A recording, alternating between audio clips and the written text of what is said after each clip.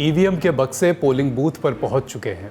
पिछले चुनाव से छोटी हो चुकी है पश्चिम बंगाल की वोटर लिस्ट, जिसके 3 करोड़ 60 लाख मतदाता उंगली पर नीली स्याही लगवाने को तैयार हैं। लेकिन उससे पहले लोकतंत्र में अपने हिस्से की जिम्मेदारी निभानी होगी। ईवीएम में अमुक पार्टी का बटन दबाकर चुपचाप इस बात की मुनादी करनी होगी कि अगले 5 साल वो किसका शासन चाहते हैं।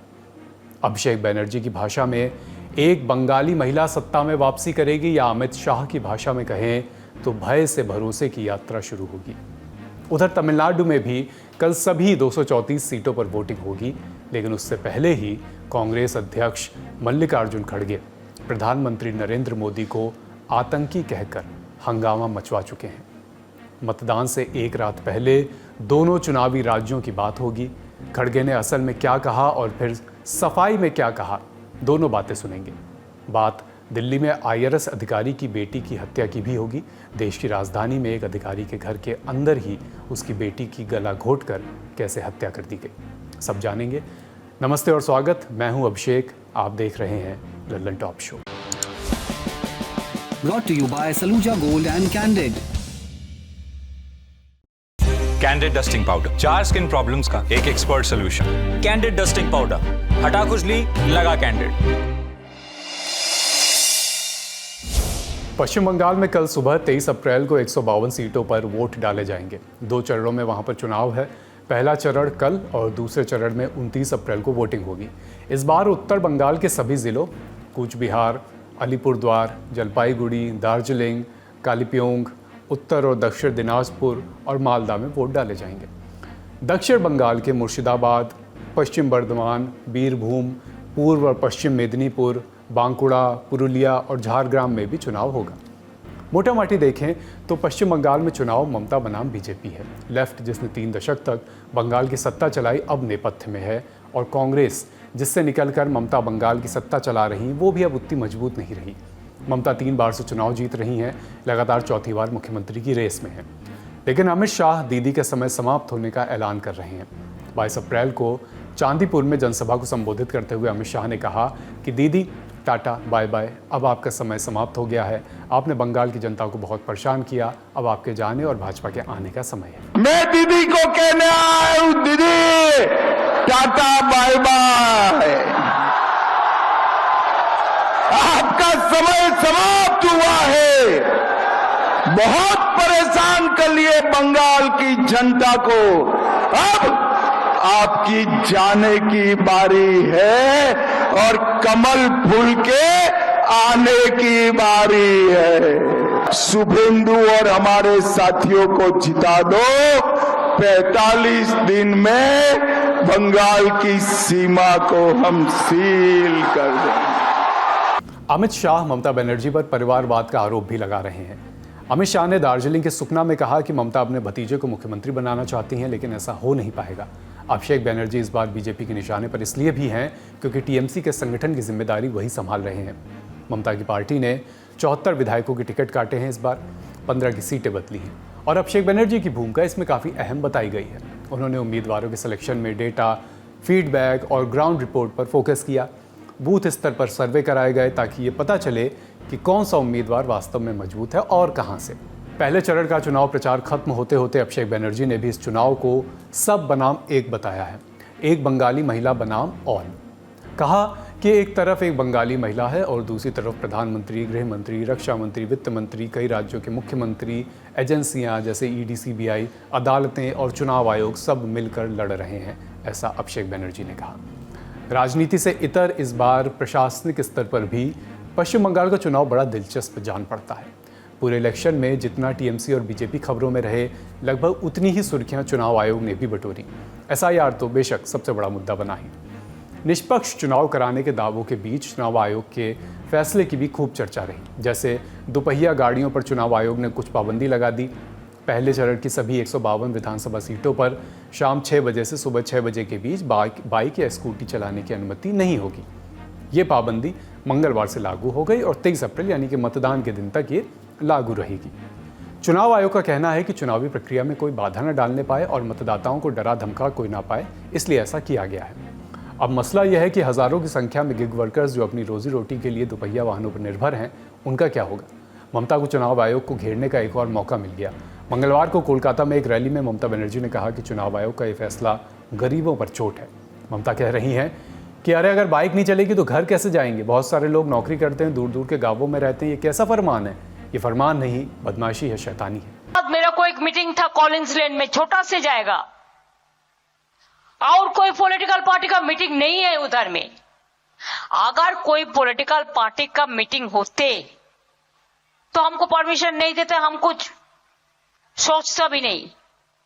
लेकिन गद्दार को आदमी को लेकर रिटर्निंग ऑफिसर बनाया, जैसे आज ऑब्जर्वर को भी निकाल दिया नंदीग्राम से।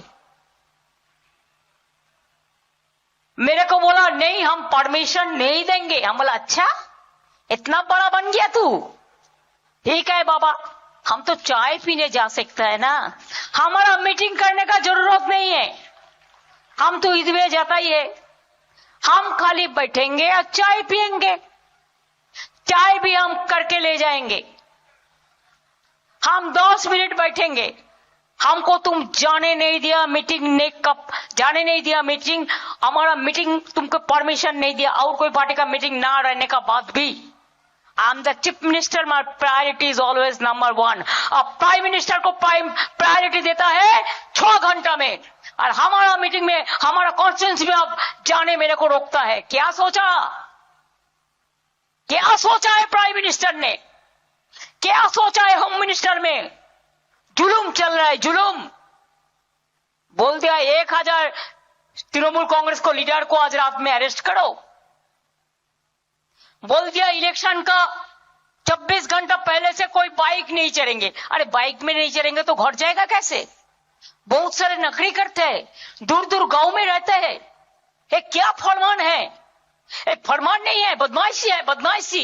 एसआईआर पर तो ममता चुनाव आयोग पर हमलावर थी ही। जोड़ा साको की रैली में उन्होंने सीधे सीधे चुनाव आयोग पर आरोप लगाया कि उन्हें सभा नहीं करने दी जा रही है।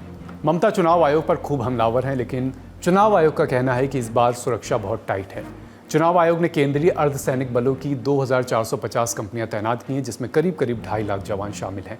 सभी 152 सीटों पर 100% वेबकास्टिंग की जा रही है और AI टेक्नोलॉजी का भी इस्तेमाल किया जा रहा है, जो भीड़ बढ़ने या बूथ कब्जाने जैसी हालात पर तुरंत अलर्ट भेजेगा, ऐसा चुनाव आयोग का दावा है। मुख्य चुनाव अधिकारी मनोज कुमार अग्रवाल ने साफ कहा है कि किसी भी गड़बड़ी पर तुरंत दोबारा मतदान कराया जाएगा। मुर्शिदाबाद, मालदा और कूच बिहार के 8000 से ज़्यादा बूथ सुपर सेंसिटिव घोषित किए गए हैं। पर इतनी सख्ती के बावजूद हिंसा की घटनाएं भी सामने आई हैं। 22 अप्रैल पश्चिम मेदिनीपुर के दांतन में बीजेपी उम्मीदवार अजीत कुमार जना की रैली में झड़प की खबरें आईं। उनकी गाड़ी पर हमला हुआ, खिड़कियां तोड़ी गईं, कई बाइक जला दी गई, तो वो खुद भी घायल हुए और उनके हाथ में प्लास्टर भी चढ़ा हुआ देखा गया। इसी तरह दुर्गापुर में भी बीजेपी ने आरोप लगाया कि उनकी रैली पर टीएमसी के कार्यकर्ताओं ने हमला किया। वहां जय बांग्ला और जय श्री राम के नारे लगते रहे। हालात संभालने के लिए पुलिस और केंद्रीय बलों को दखल भी देना पड़ा। पश्चिम बंगाल से जुड़ी एक खबर और आपको बता देते हैं। आईपैक पर ईडी की रेड और उसके दफ्तर पर लगे ताले की खबर कल हमने आपको विस्तार से बताई थी। इस मामले पर आज सुप्रीम कोर्ट में सुनवाई हुई। ममता बनर्जी सरकार और जांच एजेंसियों की अदावत नई नहीं है। कई दफ़े हमने सुना है कि पश्चिम बंगाल में जांच करने गई केंद्रीय एजेंसियों को गाहे बगाहे दिक्कत का सामना करना पड़ा है। इस साल तो ये मामला एक स्टेप आगे निकल गया। चुनावी साल की शुरुआत में ईडी छापेमारी करने आईपैक के कोलकाता वाले दफ्तर पहुंची। आईपैक ममता की पार्टी टीएमसी का काम देख रही है, लेकिन छापेमारी के बीच ममता खुद अपने आला अधिकारियों के साथ आईपैक के दफ्तर पहुंच गई। बाहर निकली तो उनके हाथ में एक हरे रंग की फाइल थी। ममता ने ईडी की छापेमारी का पुरजोर विरोध किया, जबकि ईडी ने छापेमारी के समय ममता के दखल को नियमों के खिलाफ बताया। मामला पहुंचा हाई कोर्ट, फिर सुप्रीम कोर्ट। आज इसी मामले में सुनवाई हुई। सुनवाई कर रही थी जस्टिस प्रशांत कुमार मिश्रा और जस्टिस NV अंजारिया की बेंच। टीएमसी ने दलील दी कि ये बेसिकली केंद्र और राज्य सरकार के बीच का विवाद है, लेकिन सुप्रीम कोर्ट की बेंच ने ममता सरकार को आड़े हाथों लिया। कोर्ट ने कहा कि अगर कोई मुख्यमंत्री केंद्रीय एजेंसी की चल रही जांच में दखल देता है तो उसे केंद्र सरकार और राज्य सरकार के बीच का विवाद नहीं कहा जा सकता। जस्टिस प्रशांत कुमार इस पर बोले, किसी भी राज्य का मुख्यमंत्री जांच के बीच में हस्तक्षेप नहीं कर सकता, इससे लोकतंत्र खतरे में पड़ता है। बाद में यह कहना कि इसे केंद्र बनाम राज्य का विवाद न बनाया जाए, ये स्वीकार नहीं किया जाएगा। दखल एक ऐसे व्यक्ति ने दिया जो संयोग से एक राज्य के मुख्यमंत्री हैं। ये लोकतांत्रिक व्यवस्था के लिए ठीक नहीं है। अब चलते हैं तमिलनाडु। वहाँ भी चुनाव प्रचार थम गया कल शाम को ही। कल सुबह वहाँ पर वोटिंग है। एक ही फेज़ में पूरे राज्य में चुनाव हो रहे हैं। कल सभी 234 सीटों पर वोट डाले जाएंगे। अब के चुनाव में एक्टर विजय थर्ड फ्रंट से चुनाव लड़ रहे हैं। विजय ने टीवी के तमिलगा वेत्री कड़गम पार्टी बनाई है और पहला चुनाव उनका ही है। विजय ने कहा कि उनकी पॉलिटिकल एनिमी डीएमके है और आइडियोलॉजिकल एनिमी बीजेपी इस चुनाव में एआईएडीएमके के साथ मिलकर चुनाव लड़ रही है और डीएमके के साथ कांग्रेस का गठबंधन इंटैक्ट है। मतदान से ठीक पहले कांग्रेस के अध्यक्ष मल्लिकार्जुन खड़गे तमिलनाडु गए प्रचार करने पर बवाल करके आ गए। हुआ क्या कि खड़गे एक प्रेस कॉन्फ्रेंस में बैठे थे। खड़गे एआईएडीएमके का बीजेपी के साथ गठबंधन पर सवाल उठा रहे थे। बोले, how these AIADMK people who themselves put the photo of Annadurai, how can they join with Modi? He is a terrorist, he doesn't believe in equality. माने एआईएडीएमके के लोग जो खुद अन्नादुराई की तस्वीर लगाते हैं वे मोदी के साथ गठबंधन कैसे कर सकते हैं? वो एक आतंकवादी हैं, वो समानता में विश्वास नहीं रखते, उनकी पार्टी भी समानता और न्याय में विश्वास नहीं रखती और ये लोग उनके साथ हैं, जिसका मतलब है कि वो लोकतंत्र को कमज़ोर कर रहे हैं। जाहिर है कि प्रधानमंत्री को आतंकवादी कहा तो बवाल तो होना ही था। बीजेपी ने हंगामा काट दिया। आज बीजेपी का एक प्रतिनिधिमंडल शिकायत करने चुनाव आयोग पहुंचा, जिसमें केंद्रीय मंत्री निर्मला सीतारमण भी शामिल थी। बीजेपी ने मांग की है कि प्रधानमंत्री को आतंकी बोलने पर मल्लिकार्जुन खड़गे पर सख्त से सख्त कार्रवाई होनी चाहिए। बैठक के बाद मीडिया से बात करते हुए निर्मला सीतारमण ने कहा कि आज हमने आयोग को बताया कि कांग्रेस अध्यक्ष और राज्यसभा में विपक्ष के नेता जैसे बड़े पद पर बैठे व्यक्ति ने बेहद निंदनीय शब्दों का इस्तेमाल किया। ये सिर्फ प्रधानमंत्री मोदी को मिले जनादेश का अपमान नहीं है, बल्कि पूरे लोकतांत्रिक व्यवस्था का भी अपमान है। लोग चुनाव के जरिए अपना नेता चुनते हैं और चुने जाने के बाद वो पूरे देश का नेता होता है। केंद्रीय संसदीय कार्य मंत्री किरेन रिजिजू भी इस प्रतिनिधिमंडल का हिस्सा थे। उन्होंने खड़गे के बयान को घिनौना कृत्य बताया। पत्रकारों से कहा कि हमने सबसे कड़ी कार्रवाई की मांग की है। साथ ही हमने ये भी मांग की है कि खड़गे और कांग्रेस देश से माफ़ी मांगे। अब खड़गे सफाई दे रहे हैं, लेकिन वो भी जानते हैं कि डैमेज हो चुका है। सफाई में मल्लिकार्जुन खड़गे बोले, मैंने पीएम के खिलाफ कुछ नहीं कहा। प्रधानमंत्री नेताओं और उम्मीदवारों को डरा धमका रहे हैं और इसी संदर्भ में मैंने कहा कि टैक्स टेररिज्म हो रहा है। ईडी, इनकम टैक्स और सीबीआई लगातार छापे मार रहे हैं। इस आतंकवाद को पीएम ही बढ़ावा दे रहे हैं। मैंने उन्हें आतंकवादी नहीं कहा, वो तो बस लोगों को डरा रहे हैं। वो छापों के जरिए लोगों की आवाज़ दबाने की कोशिश कर रहे हैं और उन्हें चुनाव में हराने का प्रयास कर रहे हैं। चेन्नई में मैंने ये बात कही थी। ये देखो, ये झूठ है। मैं पीएम के खिलाफ नहीं बोला। पीएम जो टेरराइज कर रहे हैं पॉलिटिशियंस के ऊपर, कैंडिडेट के ऊपर, उसके बारे में मैंने ये कहा ये भाई टैक्स टेररिज्म हो रहा है। ईडी का छापे पड़ रहे हैं और अपने सीवीसी का हो रहा है, इनकम टैक्स का हो रहा है, ये जो सीबीआई का हो रहा है। ये जो टेररिज्म है, ये टेररिज्म ये प्रधानमंत्री करवा रहे हैं। तो इसीलिए उनको मैं टेररिस्ट नहीं बोला। उन्होंने टेररिज्म करके लोगों को डरा रहे और इलेक्शन में सबको डरा डरा के छापे मार के उनका मुंह बंद करने की कोशिश कर रहे और चुनाव में हराने की कोशिश कर रहे। ये बातें हमने मद्रास में, चेन्नई में कहा। पर खड़गे के बयान से बीजेपी को चुनाव में एक अस्त्र जरूर मिल गया है। आज पश्चिम बंगाल में एक रैली को संबोधित करते हुए अमित शाह ने कहा कि जो नरेंद्र मोदी देश से आतंकवाद का खात्मा कर रहे हैं, उन्हें कांग्रेस अध्यक्ष आतंकवादी बता रहे हैं। ये खड़गे जी जो टीएमसी के साथी है, वो कहते हैं मोदी जी आतंकवादी। अरे खड़गे साहब, शर्म करो, शर्म करो। जिस आदमी ने आतंकवाद को समाप्त करने के लिए पूरा जीवन लगा दिया, उसको आप आतंकवादी कहते हो? जनता बरोबर हिसाब किताब करेगी। करोगे ना भाई? इस मामले में लेटेस्ट डेवलपमेंट ये है कि मल्लिकार्जुन खड़गे को चुनाव आयोग का नोटिस जारी हो गया है। जब राजनीतिक बयानों की बात हो रही है तो आपको अखिलेश यादव का भी एक बयान दिखाते हैं जो कि चर्चा में बना हुआ है। संसद में महिला आरक्षण को लागू करने के लिए संविधान संशोधन बिल लाया गया। सरकार ने इसके लिए 3 दिन का एक विशेष सत्र बुलाया था। इसी सत्र में संविधान संशोधन बिल पर चर्चा के दौरान अखिलेश यादव ने बिना नाम लिए बीजेपी नेता और पूर्व केंद्रीय मंत्री स्मृति ईरानी पर निशाना साधा था। उन्होंने बीजेपी पर हमला बोलते हुए कहा, आपकी वो सास बहू वाली तो हार गई। उनका इशारा स्मृति ईरानी की ओर था। स्मृति कुछ दिन पहले सास भी कभी बहू थी के सेकंड सीजन में नजर आई थी। सास भी कभी बहू थी के पहले सीजन में स्मृति ने बतौर एक्टर अपनी बड़ी पहचान बनाई थी, लेकिन राजनीतिक मंच पर स्मृति ईरानी को पहचान दी अमेठी ने। 2019 में उन्होंने राहुल गांधी को अमेठी से हराया, लेकिन 2024 के चुनाव में किशोरी लाल शर्मा ने स्मृति को इसी सीट से हरा दिया। इसी बात पर अखिलेश ने तंज कसा था। अखिलेश की बात स्मृति ईरानी तक पहुंची तो पलटवार आया। स्मृति ने अखिलेश को योगी आदित्यनाथ के गढ़ गोरखपुर से चुनाव लड़ने की चुनौती दी। एक प्रेस कॉन्फ्रेंस में अखिलेश से इस पर सवाल पूछा गया कि स्मृति आपको गोरखपुर से लड़ने की चुनौती दे रही हैं, तो अखिलेश मुस्कुराते हुए बोले, मैं अपने कन्नौज का नाम बदल दूंगा, गोरखपुर कर दूंगा। बड़ी खबर यहीं तक, अब सुर्खियों की बारी। Candid dusting powder, 4 skin problems का एक expert solution. Candid dusting powder, हटा खुजली, लगा कैंडिड। मालेगांव में 20 साल पहले एक ब्लास्ट हुआ था। 31 लोगों की जान गई थी। 9 लोगों को गिरफ्तार किया गया था। 3 जांच एजेंसियां लगीं, लेकिन ये ब्लास्ट किसने किया, कौन इसका सूत्रधार था, किसके कहने पर ब्लास्ट हुआ, इन सब सवालों के जवाब अब शायद ही मिल पाए। एक एक करके आरोपी बरी होते गए। अब बॉम्बे हाई कोर्ट ने बचे हुए 4 आरोपियों पर लगे आरोपों को भी रद्द कर दिया है। इन चारों के नाम हैं मनोहर नरवारिया, राजेंद्र चौधरी, धन सिंह और लोकेश शर्मा। स्पेशल कोर्ट ने इन पर हत्या और क्रिमिनल कॉन्स्पिरेसी का आरोप लगाया था, जिसके खिलाफ इन चारों ने बॉम्बे हाई कोर्ट में याचिका लगाई। कोर्ट के चीफ जस्टिस श्री चंद्रशेखर और जस्टिस श्याम सी चंदक की बेंच ने 22 अप्रैल को स्पेशल कोर्ट के आदेश रद्द कर दिए। रिपोर्ट बता रही है कि आरोपियों के खिलाफ पर्याप्त सबूत नहीं मिले। उनके खिलाफ लगाए गए आरोप टेक्निकली सही नहीं थे। अब इस केस का बैकग्राउंड भी संक्षेप में जान लेते हैं। 8 सितंबर 2006 को मालेगांव में मस्जिद और कब्रिस्तान के पास बम विस्फोट हुए थे। 31 लोगों की मौत हुई थी, 312 घायल हुए थे। महाराष्ट्र एटीएस ने तुरंत 9 मुस्लिम युवकों को गिरफ्तार कर लिया था। केस सीबीआई और एनआईए जैसी एजेंसियों तक गया। सीबीआई ने उन 9 मुस्लिम युवकों को ही आरोपी माना, लेकिन 2011 में पूरा केस पलट गया। इंडियन एक्सप्रेस की रिपोर्ट बताती है कि एनआईए ने 9 मुस्लिम आरोपियों को बेकसूर बताया। इशारा किया कि असली आरोपी हिंदू दक्षिणपंथी संगठनों से जुड़े हो सकते हैं। रिपोर्ट के मुताबिक एनआईए ने दूसरे ब्लास्ट केस के आरोपों में जेल में बंद रहे स्वामी असीमानंद के बयान पर भरोसा किया था। असीमानंद का कहना था कि सुनील जोशी ने उन्हें बताया था कि मालेगांव में ब्लास्ट उनके लड़कों ने किए थे। इसी बयान के आधार पर इन चारों पर चार्जशीट दाखिल की गई, लेकिन बाद में असीमानंद ने अपना बयान वापस ले लिया। कहा कि वो बयान टॉर्चर देकर दिलवाया गया था और जिन 9 मुस्लिम आरोपियों को गिरफ्तार किया गया था वे 2016 में बरी हो चुके हैं।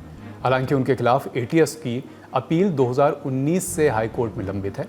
इस फैसले से 2006 का मालेगांव ब्लास्ट मामला लगभग अब बंद हो गया है। दूसरी सुर्खी, दिल्ली में इनकम टैक्स के बड़े अधिकारी सुबह अपनी पत्नी के साथ जिम गए हुए थे। वापस आकर देखा तो घर में सामान बिखरा था। उनकी 22 साल की बेटी का शव घर में फर्श पर पड़ा हुआ था।